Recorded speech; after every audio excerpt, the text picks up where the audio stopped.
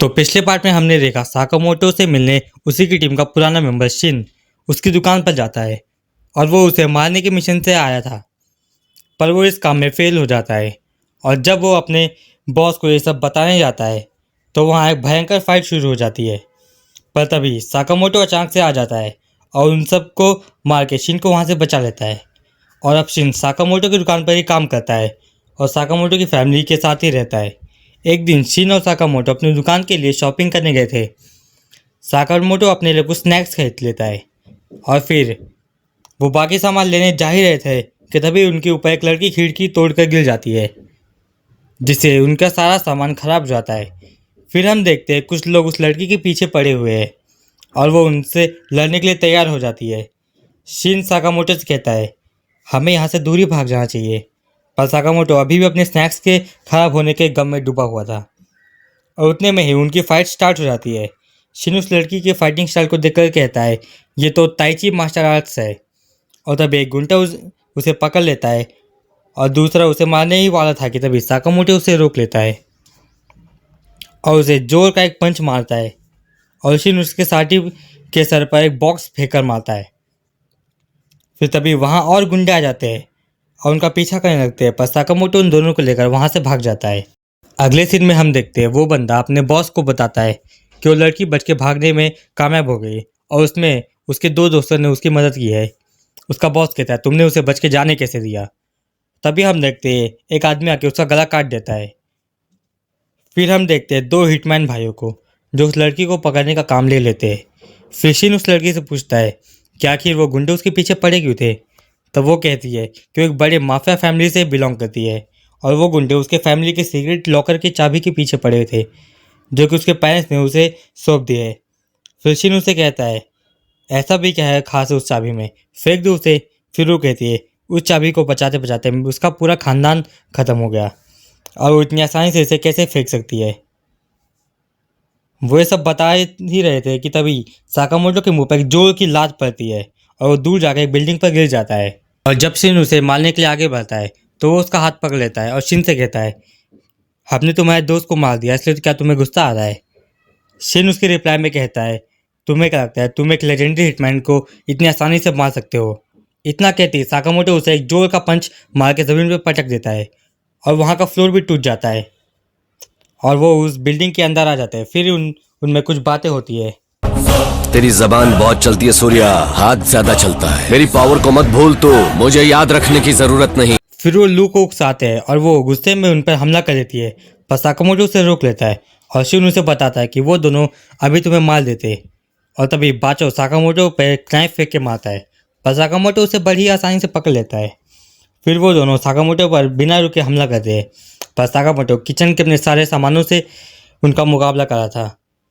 फिर वो दोनों अपना स्पेशल मूव यूज़ करते हैं जिसे देखने के बाद अभी तक कोई भी जिंदा नहीं बच पाया, पर अपना साकामोटो उससे भी बच जाता है। और फिर वो अपना एक और मूव यूज़ करने ही वाले थे कि तभी साकामोटो उनको जोर से मारता है और बाचो के हथियार तोड़ देता है। तब वो दोनों लू पर हमला करते हैं, पर शिन उनका दिमाग पढ़ लेता है और लू को पीछे खींच लेता है। फिर साकामोटो उन दोनों पर एक बड़ा सा फ्रिज फेंक कर मारता है और वो दोनों वहीं पर निपट जाते हैं। फिर लू साकामोटो से पूछती है आखिर तुम दोनों हो कौन। साकामोटो कहता है एक मामूली सा शॉपकीपर। फिर हम देखते हैं उनका बॉस ये सोचकर परेशान हो रहा था कि आखिर ये दोनों कहाँ रह गए, अभी तक आए क्यों नहीं। तभी साकामोटो उन दोनों को पकड़ कर ले आता है। फिर लू उसकी खूब पिटाई करती है और उसके बाद वो उस लॉकर को खोलते हैं तो वहाँ उन्हें बहुत सारे कीमती सामान मिलते हैं। उन्हें वहाँ एक बुक मिलती है जिसमें लिखा होता है कि जो भी उस लू क्लैन का अगला हेड बनेगा उसे अपनी एक खास चीज़ यहाँ पर रखनी होगी। लू की डैड ने भी वहाँ पे एक ड्रिंक रखी थी जिसे उन्हें लू के साथ पीना था। फिर वो सब बैठ कर उस ड्रिंक को साकामोटो के बंस के साथ एंजॉय करते हैं और लू भी अब से साकामोटो की दुकान पर ही काम करने लगती है। फिर हम देखते हैं कुछ हिटमैन्स मिलकर एक मीटिंग कर रहे होते हैं और उसी दौरान वो साकामोटो पर $1 बिलियन की बाउंटी लगा देते हैं। फिर अगले दिन हम देखते हैं कि लू अपने काम पर काफ़ी लेट आई है और शिन उसे डांट रहा होता है कि वो अपने पहले दिन इतने लेट क्यों आई। फिर हम देखते हैं कि लू को कोई भी फ़र्क नहीं पड़ता और वो कोई भी काम ठीक से नहीं कर रही होती है। वो सभी सामानों को एक ही जगह पर रख देती है। फिर शिन उसकी कंप्लेन साकामोटो से जाकर करता है और फाइनली साकामोटो अपना मुंह खोलकर कुछ कहता है। वो लू को शिन से माफ़ी मांगने के लिए कहता है और शिन ये देखकर कहता है कि मैं इतने दिनों से यहाँ काम कर रहा हूँ पर मैंने कभी साकामोटो को इतना बात करते हुए नहीं देखा। पर साकामोटो यहाँ भी नहीं रुकता, वो बोलते ही जाता है और उतने में ही वहाँ एक और साकामोटो आ जाता है और ये देखकर वो सब बहुत ज़्यादा हैरान हो जाते हैं। अब ये नया वाला साकामोटो अपनी जगह पर जाकर बैठ जाता है और न्यूज़पेपर पढ़ने लगता है और पुराना वाला साकामोटो कहता है मुझे नहीं पता था कि मेरा एक जुड़वा भी है। और उतने में ये दोनों एक दूसरे पर हथियार तान देते हैं। फिर असली साकामोटो कहता है काफ़ी समय हो गए हमें मिले नागुमो। फिर वो बंदा अपने असली बॉडी में आता है और साकामोटो से कहता है हाँ तुम अब उतने स्ट्रांग हो। और लू और शिन ये देखकर शॉक हो जाते हैं और शिन ये सोचता है कि आखिर ये बंदा अपने रूप को बदल कैसे सकता है और शिन उसका माइंड भी रीड नहीं कर पा रहा था। फिर नागुमो उनको बताता है कि वो साकामोटो का पुराना दोस्त है और उसने अभी तक उनके साथ मजाक किया। फिर शिन और लू उसे पीटने लगते हैं कि उसने ये बात उन्हें पहले क्यों नहीं बताई। फिर वो उन सबको बताता है कि साकामोटो के ऊपर $1 बिलियन की बाउंटी लग चुकी है और अब हर मिनट कोई ना कोई उसे मारने के लिए आएगा। और उतने में ही वहाँ एक बंदा आ जाता है पिज़्ज़ा डिलीवरी करने और शिन उसका माइंड रीड कर लेता है। उसे पता चल जाता है कि ये भी एक हिटमैन में से एक ही है जो साकामोटो को मारने आया है। पर तभी वो बंदा नागुमो को हॉस्टेज बना लेता है और उसे मारने की धमकी देता है पर उसका उन पर कोई भी असर नहीं होता। वो तो आराम से पिज़्ज़ा एंजॉय कर रहे थे।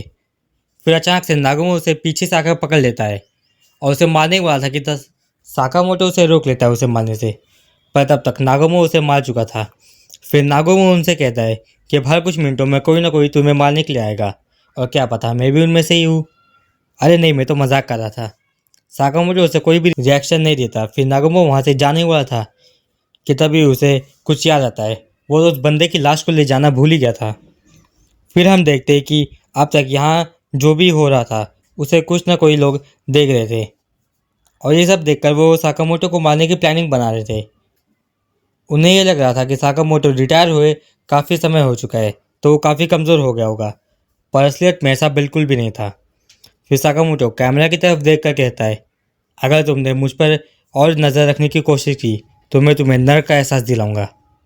और ये देखकर सभी डर जाते हैं और सोचते हैं कि आखिर इसने कैमरा को कैसे देख लिया। फिर हम देखते हैं कि शिन और साकामोटो उस बाउंटी के बारे में बात कर रहे थे कि अगर वो सच में है तो उस पिज़्ज़ा बॉय की जैसे कई लोग हमें मारने की कोशिश करेंगे और हम ये भी नहीं पता कि आखिर हमारे असली दुश्मन कौन है और बाउंटी किसने लगाई है।